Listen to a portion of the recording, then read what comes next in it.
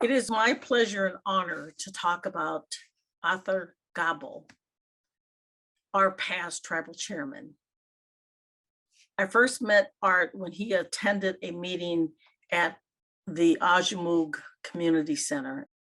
I didn't have the opportunity at the time to talk to him, but I was there when he showed up and listened to his conversation and what he had to report to the community.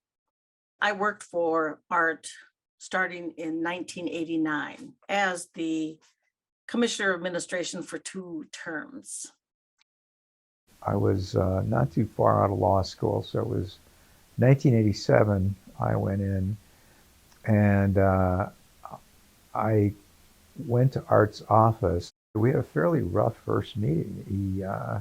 He was asking, what the hell are you doing here? And I was told later he thought I was an FBI agent because he couldn't figure out why an attorney would come to the reservation.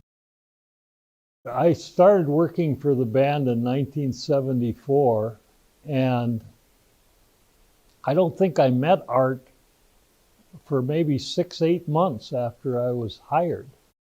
He was very busy because he was also the president of the Minnesota Chippewa tribe. And so he was doing both of these things, and he was gone all the time.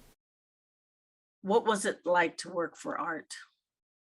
It was many things, but what was really cool about Art is that he sat you in his office and he talked about the history and how it impacted today and what his goals were and what he wanted to do to continue to be a sovereign nation, to be self-governed, and to be self-sufficient.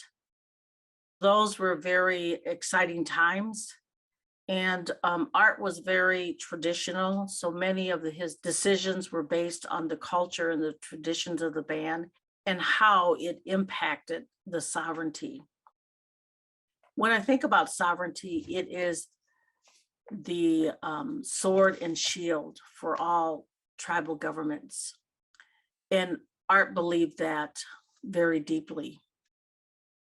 And he was very funny. So he had a lot of stories that had so much humor in it. So it really made you comfortable. It gave you the opportunity to know that today was going to be an enjoyable lesson and what Art had to talk about in terms of how do we protect the people of the Mille Lacs Band. Overall, Art was a very strong leader and a traditional leader. Art kept sending me out to Washington to work on what became the self-governance demonstration project. The idea was the tribes could take their money from the Bureau of Indian Affairs in a big block grant. And what the tribes wanted was they wanted to reprioritize the money themselves and recreate programs that worked for their reservations. And so Art was at the forefront of that. One of the things I remember mostly was Art talked about tribal sovereignty and about how this is an important attribute of tribal governments, that they have sovereign attributes that we need to implement. And it's an important thing about governance and how we shouldn't be subject to just everybody's rule other than the tribal's own rules about how this should happen and what should happen. He was a fighter. I think he had this great strength of character and,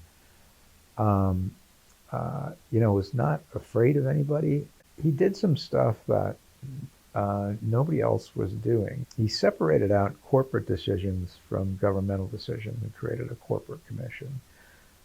He took the structure of the Minnesota Chippewa tribe and said, we're going to call the chairman the chief executive, and he's going to have a cabinet, he or she are going to have a cabinet that report to them, and they're going to be implementing the laws.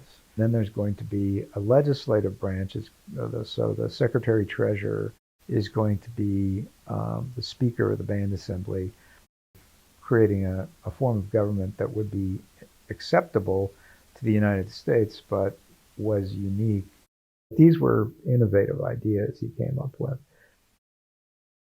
throughout Art's whole life that I knew him, he always wanted to make things better for the reservation. It was his goal as a leader to try to make things better. Now, did he make mistakes along the way? He did, but he also made some really valid and groundbreaking changes.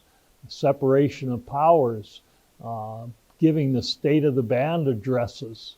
You know, he did the first State of the Band, I think, in 1984. And that was just totally unheard of.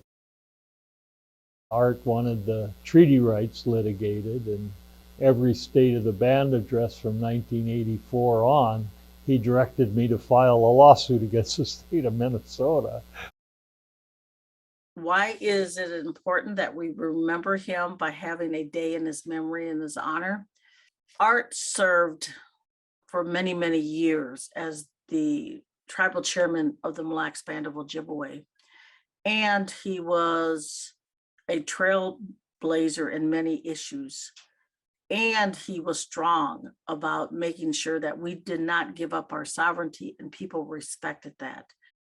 I think the thing about Art is that he was a visionary.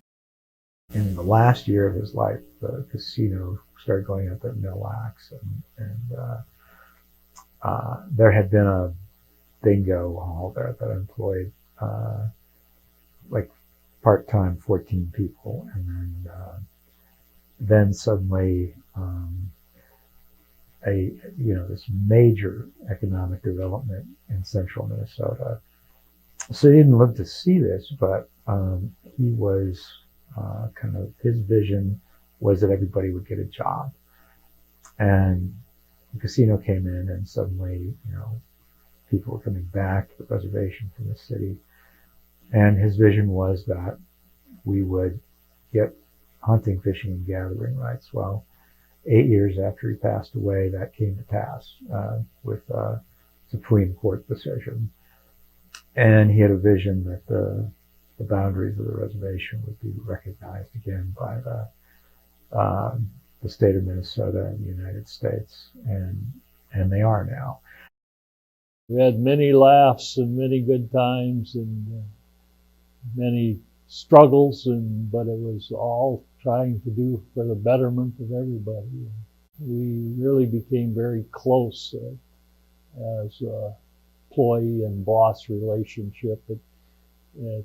I would have done anything for him. If he would have asked me, I would have done it. And he was just a really wonderful person.